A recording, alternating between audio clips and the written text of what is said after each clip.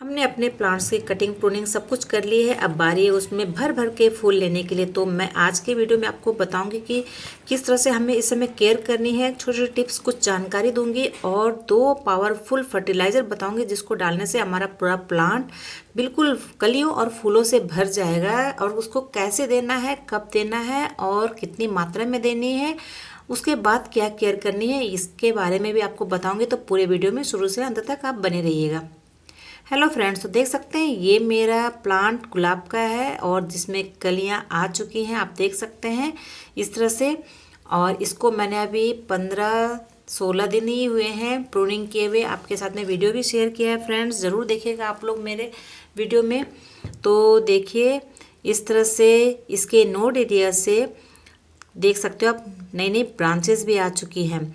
और इस छोटी सी ब्रांच में जो नोड एरिया से निकला है इसमें कली भी आ चुकी है, आप देख सकते हैं। और इधर भी बहुत सारी ब्रांचेस निकल आई हैं और सारी हेल्दी हैं। और आप इस प्लांट के आप देख सकते हैं नई नई पत्तियां आ रखी हैं सब में। बिल्कुल कईयों के पौधों में नहीं आते हैं। तो फ्रेंड्स आपको बिल्कुल छोटे छोटे बहुत सारे टिप्स मिलेंगे। अगर नहीं आए आपके पौधों में, बहुत सारी पत्तियां नई नई पत्तियां नहीं आई हैं, तो क्या करना है। तो देखिए अभी मार्च का सीज़न चल रहा है, तो इस समय हम अपने पौधों को हल्की हल्की प्रूनिंग कर सकते हैं। हार्ड प्रूनिंग बिल्कुल भी भूल करके नहीं करना है फ्रेंड्स, क्योंकि हार्ड प्रूनिंग अभी करेंगे तो हमारे पौधे में पत्तियां बहुत लेट आएंगी और फ्लावरिंग पर वो तो हम भूल ही जाएंगे। तो इसलिए बिल्कुल सॉफ्ट प्रूनिंग करनी है। जहाँ जहाँ से आपको लगता है कि पौधा बिल्कुल सूख रहा है, टहनी सूख रही है, उन छोटी छोटी टहनियों को, सूखी हुई टहनियों को निकाल देना है और थोड़ी थोड़ी प्रूनिंग करनी है पौधों की टहनियों को ऊपर से। ज़्यादा बिल्कुल नहीं करनी है, सॉफ्ट प्रूनिंग करनी है। और उसके बाद में जितनी भी सूखी पत्तियाँ होती हैं उन सूखी पत्तियों को सबको हटाना है, ब्रांच को बिल्कुल हल्का करना है। और अगर पौधे में नई नई पत्तियां आ चुकी हैं तो भी हमें पत्तियां हटानी है। जितनी पुरानी पत्तियां हैं सब पत्तियों को हटाना है, क्योंकि पुरानी पत्तियों को अगर हम हटा देते हैं तो क्या होता है कि हमारा पौधा एक तो थोड़ा खुला खुला सा हो जाएगा, उसमें हवा की जो वाइब्स होती हैं वो अच्छी तरह से पूरे प्लांट में, पूरे ब्रांच में पड़ेगी। और दूसरी बात क्या है कि हमारा पौधा अच्छी तरह से खाना बनाने के लिए बिल्कुल हेल्पफुल रहेगा। तो देख सकते हैं मैंने सारी पुरानी पत्तियां हटा दी हैं। ज़्यादा आपको मैं सिंपल भाषा में बता रही हूँ कि अगर हम पुरानी पत्तियों को हटा देंगे तो हमें हमारे नए पत्तियों की पहचान भी हो जाएगी और नई पत्तियों को पनपने में थोड़ा हेल्प भी मिलेगा, खालीपन रहेगा, हल्कापन रहेगा। तो सूरज की रोशनी अच्छी तरह से उन पर पड़ेगी।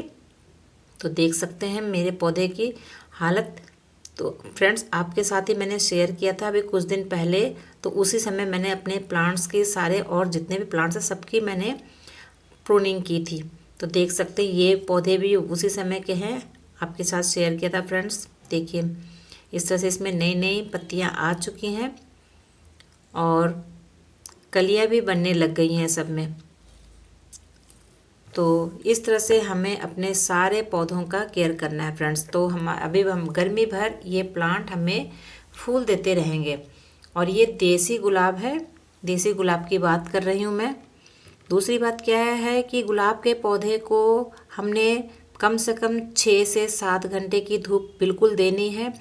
और गुलाब की पत्तियाँ ज़्यादा तब झुलस जाती हैं बिल्कुल जब इनको कड़क धूप मिलती है। तो हमें बिल्कुल जैसे 12-2 बजे के करीब जो कड़क धूप होती है ना, इस धूप से बचाना है अपने पौधों को। मॉर्निंग की धूप और इवनिंग की धूप में रखना है पौधे को, ताकि जो हल्की धूप, बिल्कुल कड़क धूप होती है, हाई टेम्परेचर जब होता है तो उसकी धूप से पत्तियां सारी झुलस जाती हैं। तो ये इस बात का ध्यान रखना है। ग्रीन नेट है तो बहुत अच्छी बात है, नहीं लगा रखिए तो आपको ऐसे सेट जगह चुनना है जहाँ पे कि सुबह की और शाम की धूप आए, बिल्कुल डायरेक्ट दोपहर की धूप ना पड़े, तो उससे पत्तियां झुलस जाती हैं और गमले की जो मिट्टी होती है वो भी सूख जाती है बहुत जल्दी ही। तो इससे भी बहुत फर्क पड़ता है हमारे प्लांट के ऊपर में। तो इस बात का ध्यान रखना है कि इतना जो सूरज की रोशनी उतना ही मिले जितना पौधे के लिए ज़रूरत है। 6 से 8 घंटा इतना काफ़ी है, वो बिल्कुल दोपहर की नहीं जो कि सुबह और शाम की हो। तो ऐसी छोटी छोटी बातों का हमें ध्यान रखना है फ्रेंड्स। तो देख सकते हैं ये जो 2 गमले हैं, आज मैं इस पर आपको काम करके दिखाऊंगी।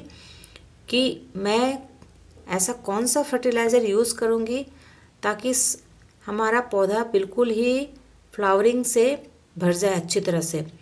तो देखिए फ्रेंड्स, इस पौधे के जो ऊपर के जो गमला है ना, ये रबड़ का है और ऊपर का पोर्शन आपने पहले देखा होगा कि इस तरह से नहीं था ये खुला पोर्शन। तो मैंने इसके ना ऊपर का पार्ट कट कर दिया। आप रेड देख सकते हैं, निशान इसका लगा हुआ है। तो इसको मैंने कट कर दिया क्योंकि ऊपर गोलाई में बंद था, तो मुझे कोड़ाई वगैरह करने में बहुत प्रॉब्लम होती थी, इसलिए मैंने दोनों का ऊपर का पार्ट हटा दिया कट करके, इसलिए खुला हो गया। और देखिए इसमें कितनी सारी पत्तियां आ चुकी हैं। तो ये अब इसमें मैं आपको फर्टिलाइज़र डाल के दिखाऊंगी, और फर्टिलाइज़र डालने से पहले हमें क्या करना है इस बात का भी बिल्कुल आप वीडियो में देखते रहिएगा, मैं जो आपको बता रही हूँ। और जब भी हमें फर्टिलाइज़र देना है तो बिल्कुल दोपहर के टाइम में नहीं देना है, सुबह के समय देना है। अर्ली मॉर्निंग अगर देते हैं तो फिर उसके बाद में धूप में बिल्कुल पौधे को नहीं रखना है। सबसे बेस्ट टाइम होता है शाम का समय। शाम के समय देने से क्या होता है कि सारी रात ठंडक पड़ी रहती है, पौधे में ज़्यादा हीट नहीं पड़ता उसके जड़ में, और जड़ नुकसान नहीं होता है। तो देखिए अब मैं इसकी भी पत्तियां हटा दे रही हूँ, जो सूखी सूखी पत्तियां हैं वो सब हटा रही हूँ इसमें भी। और सबसे पहले इसकी गुड़ाई करनी है। खाद डालने से पहले चाहे हम लिक्विड चाहे हम ड्राई फॉर्म में देते हैं, उससे पहले हमें गुड़ाई करनी बहुत ज़रूरी होती है। गुड़ाई करने से क्या होता है, प्लांट की जो जड़ होती है ना, रूट होता है जो, उसमें उसके अंदर सूरज की रोशनी भी अच्छी तरह से पड़ जाती है, एयरेशन अच्छी तरह से, हवा की सप्लाई जड़ तक पहुंच जाती है। और एक दिन कोशिश करें कि पानी ना दे पहला दिन। अगर मिट्टी आपकी सूखी है तो आप एक दिन पहले पानी दे सकते हैं। अगर सूखी नहीं है, ऐसा नहीं करना है कि आपका पौधा सूखा हुआ है और आपने फिर भी गुड़ाई करके बिल्कुल सूखने दिया, जिससे हमारा जड़ सूख सकता है। तो इस बात का भी ध्यान रखना, क्योंकि आजकल धूप बहुत तेज़ आ रही है। तो देखिए मैं गुड़ाई कर रही हूँ, और गुड़ाई करके इसको धूप जो 6 से 8 घंटे की धूप होती है, ऐसी धूप में रखनी है, ताकि इसकी जो मिट्टी होती है ना वो बिल्कुल अच्छी तरह से, उसमें बैक्टीरिया वगैरह जो है वो सब मर जाए, और हवा और सूरज की रोशनी बिल्कुल जड़ तक पहुंच जाए। अब बारी है खाद देने की। तो कौन सा खाद दूंगी, कैसे दूंगी, और उसके बाद क्या केयर करनी है, आप देखिए फ्रेंड्स, एक एक करके आपको बताऊंगी। ये देख सकते हैं आप बाल्टी में, ये है मैंने कुछ दबा रखा है इससे। तो देखिए क्या दबा रखा है, ये है गोबर के कंडे। तो देख सकते हैं मैंने इस तरह से भिगो के रखा था 1 हफ्ता पहले। एक गाय के गोबर के कंडे हैं, जिसको उपला भी बोलते हैं, गोईठा भी बोलते हैं। तो इस तरह से मैं खरीद करके लाई थी फ्रेंड्स। और ये इधर अलग अलग एरिया के हिसाब से मिलता है। मुझे 10 रुपये में 2 मिले थे, ठीक है, यानी 5 रुपये का एक। इस तरह से मैं खरीद करके लाए थे। और इतने सारे मैं अब इस बाल्टी में मैंने भिगो के रख दिया था 1 हफ्ता पहले। और इसके ऊपर मैंने इस तरह से इसको वज़नदार कुछ रख देना है। आप कुछ भी रख सकते हैं, ताकि ये ऊपर, ये हल्के होते हैं ना, ऊपर की तरफ उछल के आते हैं। तो 1 हफ्ते के बाद देखिए मैं अब इसको डालने के लिए इसको तैयार कर चुकी हूँ। और साथ में इस जग में आप देख सकते हैं इसको भी डालूंगी। ये भी बहुत पावरफुल फर्टिलाइज़र का काम करता है फ्रेंड्स पौधे में। इसको, इन दोनों को डालने से पौधा हमारा बिल्कुल कलियों और फूलों से भर जाएगा। और इन उपलों को मैं निकाल के हटा दूंगी, बाद में इसको मैश करके पौधों में डाल दूंगी मैं। और देखिए ये जो खाद है, ये है सरसों की खली। ये भी बहुत फ़ायदेमंद होता है पौधों के लिए। इसको मैंने 1 हफ्ता पहले मैंने इसको भी 2 मुट्ठी भिगो के रख दिया था। और इस तरह से ये बहुत बदबू आती है फ्रेंड्स, ध्यान से मतलब नाक बंद करके करना पड़ता है। और दोनों गाय के उपला और ये सरसों की खली दोनों ही गर्म होते हैं, तो इसलिए इनको कम से कम आपको 2 से 4 दिन तक पानी में भिगो के रखना है, ताकि इनमें ठंडक आ जाए पौधों के लिए। और देख सकते हो पानी का रंग, जो गाय का जो उपले का पानी का रंग कैसा हो गया। इसमें गौमूत्र भी मिला होता है। तो देखिए थोड़ा सा मैंने सरसों की खली का लिया है, अपने हिसाब से लीजिए, पौधों के हिसाब से। मैंने 2 गमलों में डालना है, इसलिए इस तरह से लिया है। और 1 जग मैंने ये पानी ले लिया है गाय का गोबर का, उपले का। तो इनमें फ्रेंड्स डायरेक्ट नहीं डालना है। आप सोचोगे कि डायरेक्ट ही हम डालते, बिल्कुल भूल मत करिएगा। पानी जितना डाल दीजिए इसको। देखिए मैं अब इसमें इतना पानी, इतना हिसाब से मैंने डाला है 1 जग। तो 1 जग का मैं 10 जग जैसा पानी बनाऊंगी, और 1-1 जग में डालूंगी पौधों में। तो देख सकते हैं ये 2 गमलों में मैं डाल रही हूँ, 1-1 जग डालूंगी, ज़्यादा नहीं डालूंगी, क्योंकि मेरी थोड़ी सी कुछ दिन पहले भी मैंने इसमें खाद डाला था। खाद मतलब वही, जब 15 दिन हो गए मुझे जब मैंने आपके साथ में शेयर किया था तब डाला था, इसलिए आप अपने पौधों में अगर आपने नहीं डाला तो आप 1.5 से 2 जग भी डाल दीजिए। और हाँ, ज़्यादा ऐसा भी नहीं कि ज़्यादा डालोगे तो ख़राब हो, क्योंकि हमने इसमें पानी, सादा पानी मिक्स कर दी है।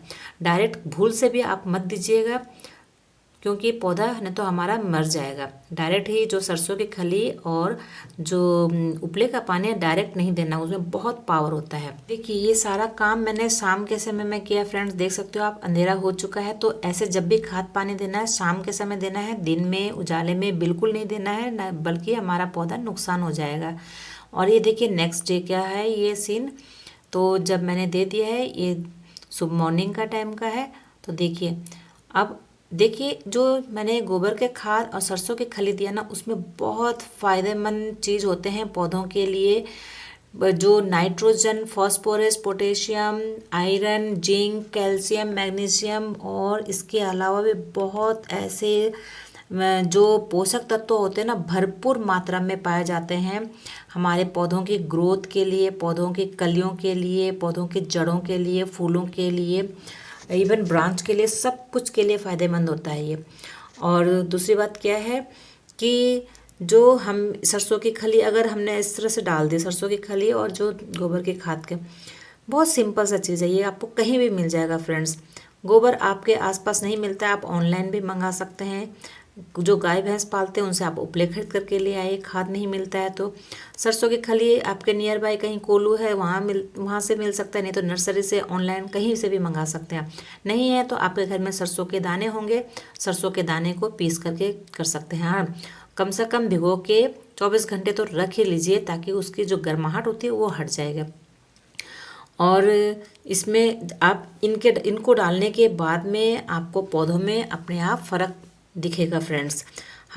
जो सरसों की खली है, ये जो पानी है, लिक्विड फर्टिलाइज़र जो मैंने डाला है, इसको डालने के हफ्ते भर में ही पौधों में बदलाव देखने को मिलेगा और पौधा कलियाँ बनाने लग जाएंगी। पत्तियां तो बन ही चुकी हैं मेरे पौधों में, आप देख सकते हैं, और कलियां भी देख सकते हो मेरे पौधों में बनने लग चुकी हैं। और इसके डालने के बाद भी मैं आपको अपडेट दूंगी फ्रेंड्स, तो आप लोग भी ये काम ज़रूर कर लीजिए। बहुत सिंपल सा काम है, आपको ज़्यादा कुछ ताम झाम करने की ज़रूरत नहीं है। बस सूखी पत्तियों को हटा दीजिए, पौधे के जहाँ जो खरपतवार है उसको हटा दीजिए, बीच बीच में गुड़ाई करते रहिए। हाँ, आप होममेड फर्टिलाइज़र जैसे कि केले के छिलके होते हैं, प्याज के छिलके होते हैं, इनको भी डाल सकते हैं, चाय पत्ती डाल सकते हैं, किचन के जो भी वेस्ट निकलते हैं सब्जियां, उनको पानी में भिगो दीजिए, उसका पानी भी डाल सकते हैं आप। और अगर आपके पौधे में पत्तियां नहीं आ रही हैं तो आप सुबह शाम स्प्रे करिए पूरी ब्रांच में अच्छी तरह से, जितना मॉइस्चर बना रहेगा प्लांट्स की टहनियों में, जल्दी से पत्तियाँ निकलेंगी।